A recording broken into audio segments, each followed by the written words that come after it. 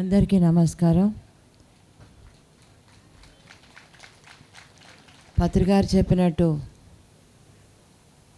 అందరూ కూడా మధ్య మార్గం, ఏది అతిగా ఉండకూడదు, సంసారంలో అతిగా ఉండకూడదు, ఆధ్యాత్మికంలో అతిగా ఉండకూడదు.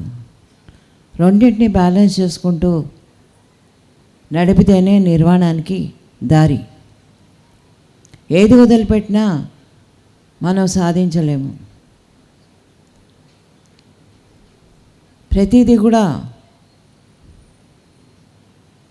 మనం అనుభవిస్తుంటేనే మనకి అర్థమవుతుంది దాని కష్ట నష్టాలు.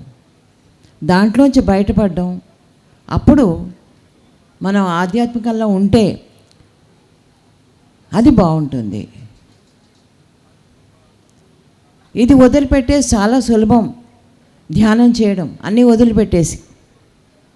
ఎందుకంటే ఎవరి అడ్డు లేదు, ఎవరి కంట్రోలు లేదు, ఎవరి బాధ్యత లేదు మన మీద. అలాంటప్పుడు ధ్యానం చేయడం చాలా సులువు. కానీ అన్నిట్లో మనం మునిగి తేలుతూ కూడా ధ్యానం చేయడం అనేది చాలా గొప్ప విషయం. మనమందరం అదే చేస్తున్నాము. మధ్య మార్గం అనేది చాలా చాలా ఇంపార్టెంట్ జీవితంలో. ప్రతి ఒక్కరూ నేర్చుకోవాల్సింది చాలా ఉంది ఆ మధ్య మార్గం నుంచి. అతిగా మాట్లాడొద్దు, అతి తక్కువగా అవసరమైన చోట మాట్లాడాలి, అవసరం లేని చోట నోరు మూసుకోవాలి, అవసరం ఉన్న చోట పని చేయాలి, లేని చోట హాయిగా కూర్చోవాలి, ధ్యానం చేయాలి. పిల్లల్ని చూసుకోవాలి, భర్తను చూసుకోవాలి. వాళ్ళందరూ అటు స్కూల్కి కానీ ఆఫీస్కి కానీ వెళ్ళినప్పుడు మనం ధ్యానం చేయాలి. ఇదంతా మధ్య మార్గంలోకి వస్తుంది, మగవాళ్ళకి కానీ ఆడవాళ్ళకి కానీ, ఎవరికి కానీ, మానవులకి. నేను మగ ఆడని కూడా తేడా చెప్పను.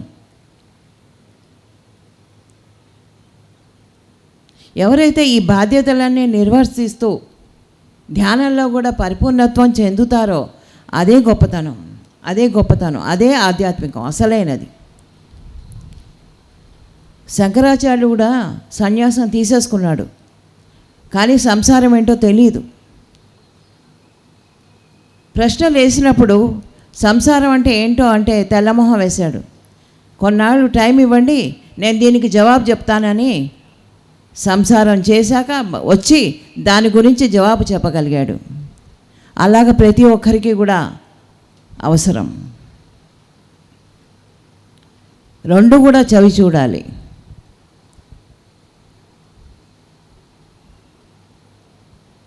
ఇందులో కొత్త వాళ్ళు ఎంతమందో తెలియదు, పాత వాళ్ళు ఎంతమందో తెలియదు, చాలామంది ఉన్నారు. చాలా సంతోషంగా ఉంది. కొత్తగా వచ్చిన వాళ్ళకి చెప్తున్నాను, ఈ మధ్య మార్గం అనేది పాటించండి. ఈవెన్ పాత వాళ్ళకు కూడా నేను అదే చెప్తున్నాను, మధ్య మార్గం చాలా ఇంపార్టెంట్. ఆయన చెప్పినట్టు కాషాయ వస్త్రాలు వేసుకోకర్లేదు, పేర్లు మార్చుకోనక్కర్లేదు, సంసారం వదిలిపెట్టనక్కర్లేదు. అందరితో ఉంటూ ధ్యానం చేయండి, అందరితో కూడా ధ్యానం చేయించండి. అది ఆయన బాధ్యత, మన బాధ్యత.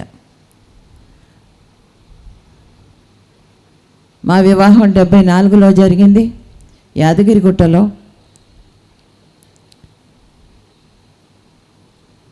నాకు పరిచయమైన వ్యక్తి ఆయన. 74 నుంచి 75 వరకు మేము హైదరాబాద్లోనే ఉన్నాము. ఆయనకు ఉద్యోగం లేదు. ఆ టైంలో ఉద్యోగం కోసం ప్రయత్నాలు జరుగుతున్నాయి. 75లో ఆయనకి ఫెర్టిలైజర్ కంపెనీలో ఉద్యోగం వచ్చింది. దాని పరంగా మేము కర్నూలుకి వెళ్ళాల్సి వచ్చింది. కర్నూలులో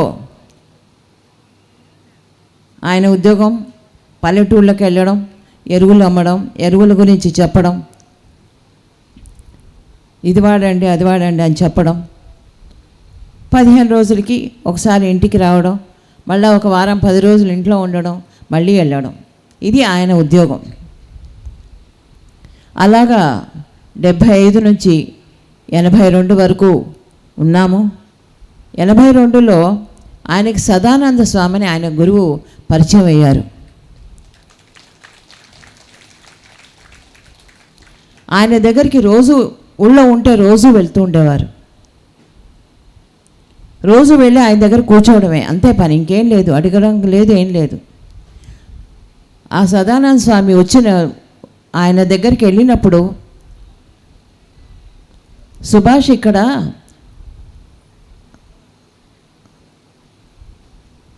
ఆత్మజ్ఞానం తప్ప నీకేమీ దొరకదు అన్నారు.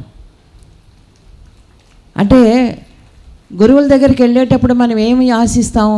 నా సంసారంలో ఇది కావాలి, అది కావాలి, కోరికలే పుట్ట కదా మన మైండ్. ఆ కోరికలు ఎక్కడ చెప్తామో అని ఆయన ముందర ఆనకట్టేసేసారు, ఇక్కడ ఇది తప్ప ఇంకేమీ దొరకదు అని. అప్పుడు పత్రికారు అన్నారు, స్వామీజీ నాకు అదే కావాలి, అందుకే వచ్చాను ఇక్కడికి అని. అప్పటికే పత్రికారు ధ్యానం చేస్తున్నారు, ధ్యానం తెలుసు, ఆచార్య సాంగత్యం చేయాలి. దానికోసం ఆయన అక్కడికి వెళ్ళారు. ప్రతిదీ అనుభవం కావాలి మనిషికి. ప్రతి వారికి ఒక గురువు అనే మనిషి కావాలి. కానీ అదే సర్వస్వం కాదు. ఎప్పుడైతే నేర్చుకుంటామో అయిపోయింది, అక్కడ ఆ పాఠం అయిపోతుంది. అక్కడి నుంచి ప్రయాణం చేసి 83లో మళ్ళీ మేము హైదరాబాద్ రావడం, మళ్ళీ 89లో అక్కడికి వెళ్ళడం, ఇలాగ ప్రయాణాలు జరుగుతూ ఉండేవి. ఆ 89లో ఆయనకి ఒక యాక్సిడెంట్ ద్వారా, ఆ రోజు ఆ యాక్సిడెంట్లో ఆయన పూర్తిగా ఎలా మారిపోయారో తెలియదు, మారిపోయారు, పూర్తి దీంట్లోకి వచ్చేసారు.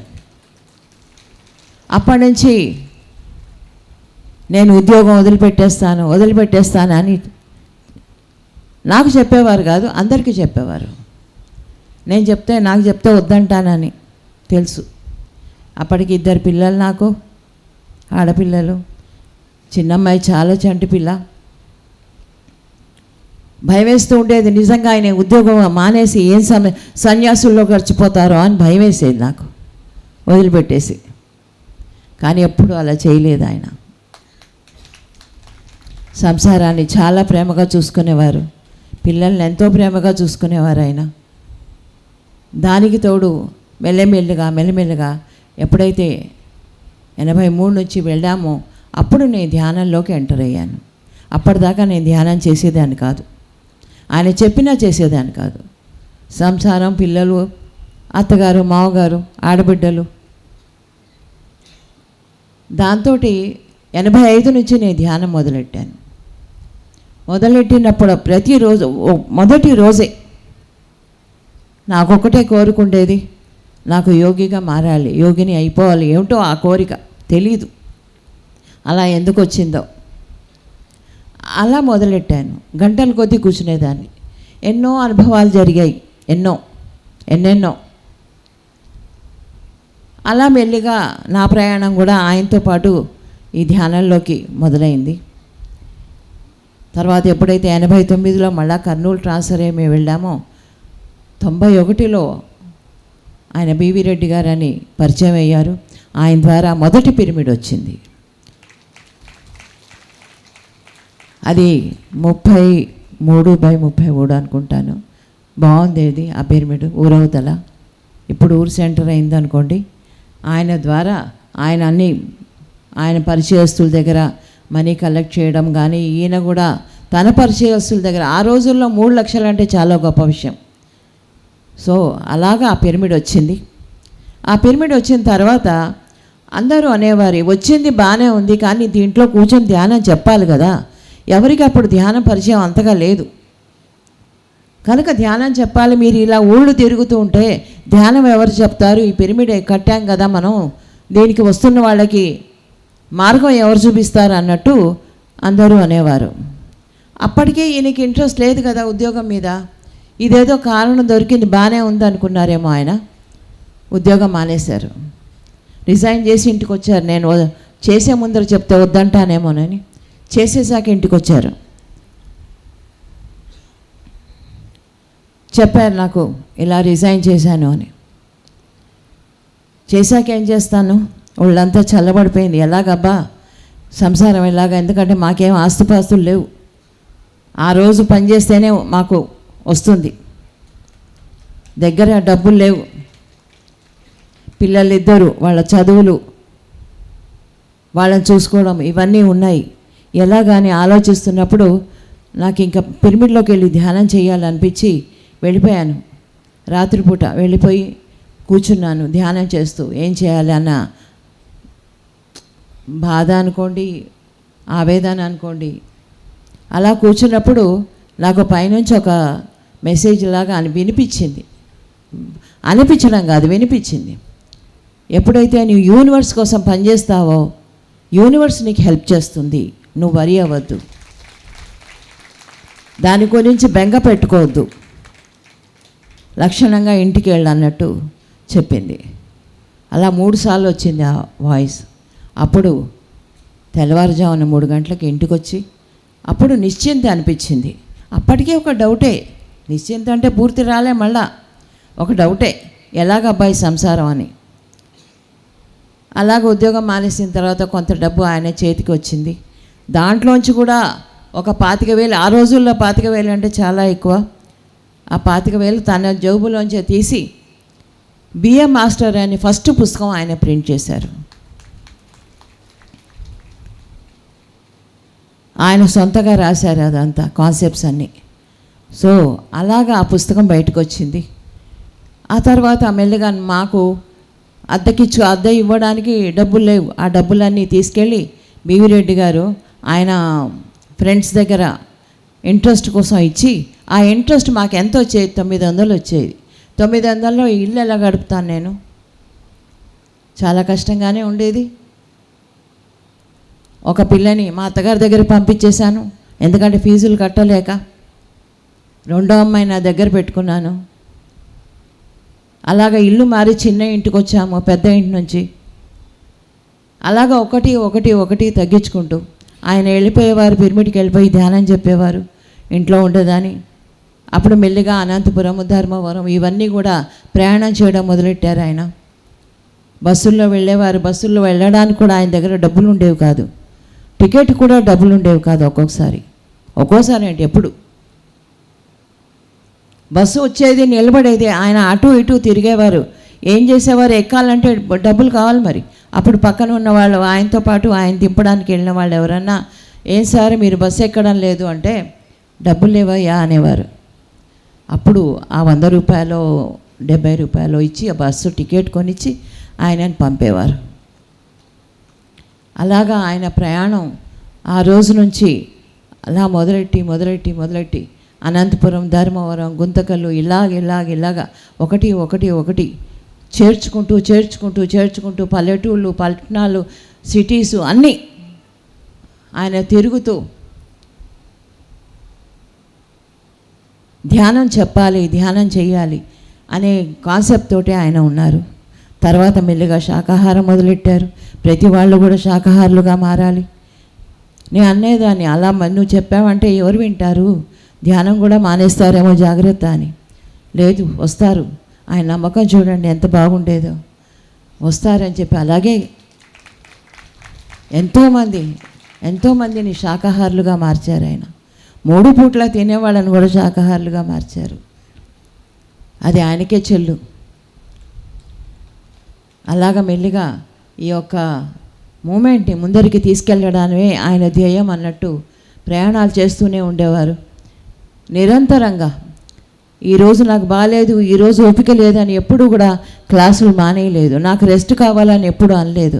నేను అనేదాన్ని, రెస్ట్ తీసుకోండి కాస్త అని. నాకు తిరిగితేనే రెస్టు, నా బస్సులో ఉంటేనే, కూర్చుంటేనే రెస్టు, అదే నాకు రెస్ట్ అనేవారు.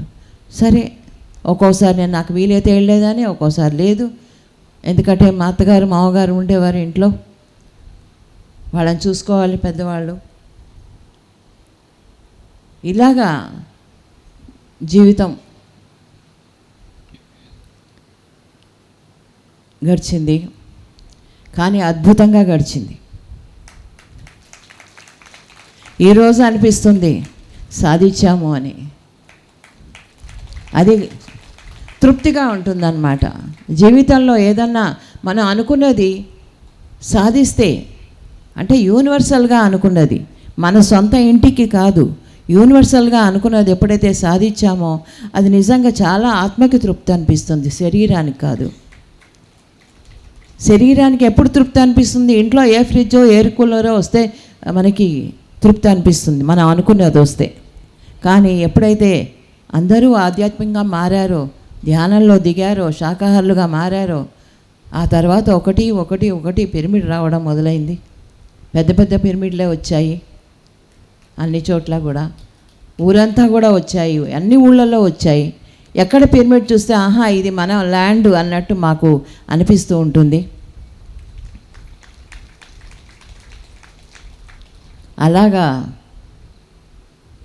ఎడతెరగని బాటసారిగా ఆయన ప్రయాణం చేస్తూనే ఉన్నారు ఆఖరి వరకు. ఇంకా కొన్నాళ్లలో ఆయన సమాధి అవుతారనగా కూడా లదాఖ్ వెళ్ళారు. ఆయన యోగా డే నాడు వెళ్ళి అందరినీ తృప్తిపరచడమే ఆయన పని, ఇంకేమీ లేదు. ఆయన ఒళ్ళు ఎప్పుడు చూసుకోలేదు, ఆయన హెల్త్ ఎప్పుడు చూసుకోలేదు. ఆయన నేనే అందరినీ అడ్డు పెట్టుతూ ఉండేదాన్ని, రావద్దు రావద్దు రావద్దు. ఎందుకంటే ఆయన అలసిపోతారు, మాట్లాడితే అలసిపోతారు, తిరిగితే అలసిపోతారు. పిచ్చి, నా పిచ్చది.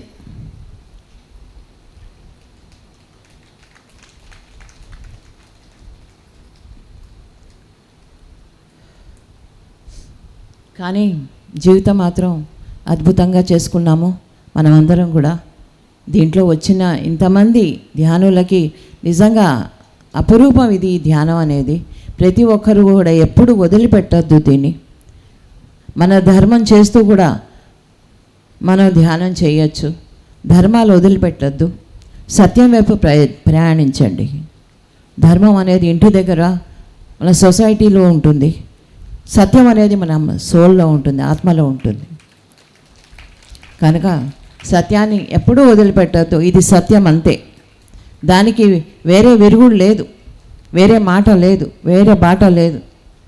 ఎప్పుడైతే ధ్యానం చేస్తామో సత్యం వైపే ఉన్నట్టు లెక్క. తెలుసుకుంటూ పోవాలి. ఈరోజు తెలుసుకునేది రేపు మళ్ళీ కొత్తగా తెలుసుకోవాలి. 10 రోజుల కింద చదివిన పుస్తకం ఇవాళ కొత్తగా అర్థమవుతుంది మనకి. జీవితం ఎన్నో పాఠాలు నేర్పిస్తుంది.